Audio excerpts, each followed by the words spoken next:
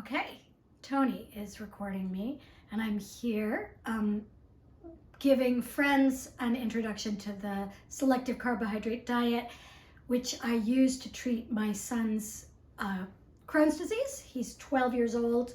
He was diagnosed with Crohn's when he was 6, and within 6 months he was no longer on any medications. We've done a couple of other things that I would be happy for people to reach out. They have to do with supplements and one somewhat unorthodox therapy that we use, but my belief is that this diet is really what's kept him healthy.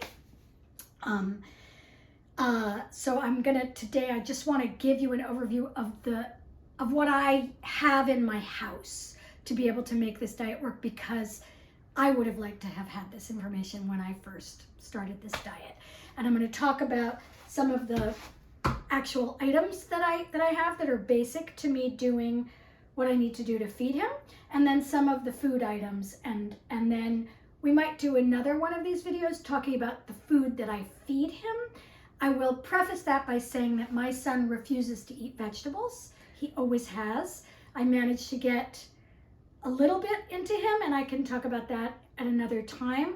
But mostly I am feeding him some very basic things that I have the capacity to make through these items. So this is, these are the machines and materials that I have. A big bunch of these are that I make yogurt about every 10 days. Yogurt is his main source of calcium and a lot of protein from yogurt. In the specific carbohydrate diet, it's critical that you use the correct probiotic to make yogurt. And it is critical that that yogurt, the standard is to say that it has to ferment for 24 hours. In fact, lactose will be completely consumed after I've read 18 hours, but it's not. I try to stick to the 24. Sometimes I do 2 hours less because the yogurt will be slightly less sour, but it needs to be sour. That means that all the sugar has been eaten. So when I make yogurt, I make a gallon of yogurt. I get a gallon of yogurt. There's many ways you could, it's very simple once you get used to doing it, but a gallon of yogurt fills up a container that fits in here. I don't use the little cups, some people do. I use basically a quart glass container. I also use this one, which has yogurt in it because I wanted to put it out. And then this one, these are both VitaClay. And this is also you can make beans in here, you can make all kinds of things in here, but I actually only use it for yogurt at this point. And between those three, I make a gallon of yogurt. So you use all of them at the same time? I use all of them at the same time. This one is full with a container that I could show you, but it's basically a container that fits in here that holds, I think, a quart, maybe more, I guess a little more than a quart if this is going to be a gallon. This one here, I fill up. That's this container. And then this one, the container is actually in the fridge. I fill up only halfway. So that makes a gallon. It's critical to use the correct form of probiotic, and the kind that we use that we know is safe is Dannon whole milk. I always look for the latest expiration date I can. I use 6 tablespoons of Dannon as starter. This is a mistake that I made at the beginning of this diet, which is you cannot use the yogurt you made as starter for the next yogurt that you make. The reason for that is that our environment is full of microbes that are going to grow in that yogurt. So if you just left milk out in the right environment, you'd get yogurt. You want to control the probiotics as much as you can. The probiotic that you must avoid is bifidus, which is very good for people who don't have IBD, IBS, but not good in the level of replication that happens in yogurt here. This is a main source of healing in the selective carbohydrate diet, is this yogurt. It's packed full of probiotics. The other yogurt that people use is sometimes they get a powdered yogurt, and you could travel with that yogurt if you need to, that is appropriate for the selective carbohydrate diet. my issue with that is I don't like the taste, and Ago, my son, doesn't like the taste as much. It's much more sour than using Dannon, and Dannon on the East Coast of America is pretty ubiquitous.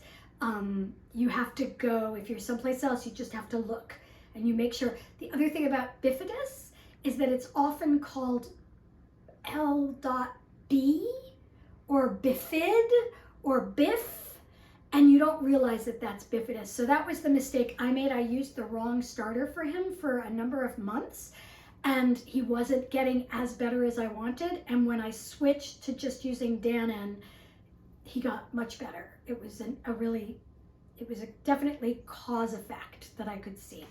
So that's the yogurt, and that's these machines. For one person, you may just want to make yogurt every 5 days and just use one thing that makes that much, but you need to eat it every day. The other things that I use this Instant Pot. This is my Instant Pot. I use it all the time, largely for making broth and for making beans. So I'm going to talk for a second about beans.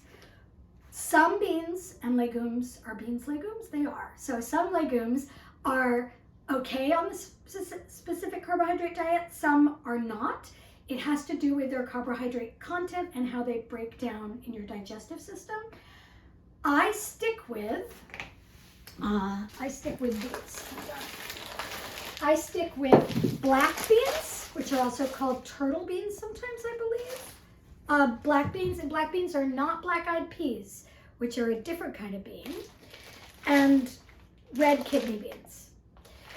I also make lentils for him. Lentils are acceptable on the specific carbohydrate diet. A slight caveat, which is these are step 2 or 3 on the diet. So you need to already have healing well underway before you introduce these to the diet. Beans, you can look online for how to soak beans for the specific carbohydrate diet. Some beans need acid, some beans need base. So that's either vinegar or baking soda, or nothing.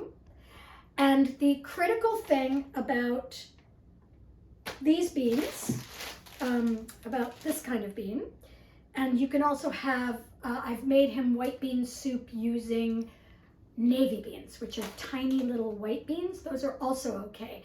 But there are a lot of different kinds of white beans, and those are the only ones that are okay on the selective carbohydrate diet. On the East Coast of the United States, they're called navy beans, little tiny white beans. They must soak for 24 hours or over 18, depending on the bean.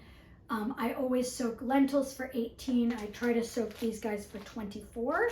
You fill them I'd make large quantities at a time, because then I fill the beans after I've cooked them. And sometimes if I am really being industrious, I fill my freezer. I have a large freezer in the basement, which helps with this, with just soaked beans, because I can cook these once they're soaked in my Instant Pot, I can cook these in 20 minutes, but it takes 24 hours to soak them. So if I want to make beans quickly and I don't have soaked beans, or I don't have beans already cooked in the freezer, I try to have some that are soaked already, so I can do that. These I cooked. These are black beans. I did them very simply just with bay leaf, which helps them break down, and water and salt. I made enough that it filled my large Instant Pot, and then I put them in bags. You may not like Ziploc bags, but it's how I do it. You can buy some, if you want to get really industrious, you can buy silicone, which is arguably preferable. It's just a lot more work. And you will start discovering that lowering the amount of work you do becomes critical to this as you get underway. So those are what I do for beans. When I cook Ago's other beans, when I cook the red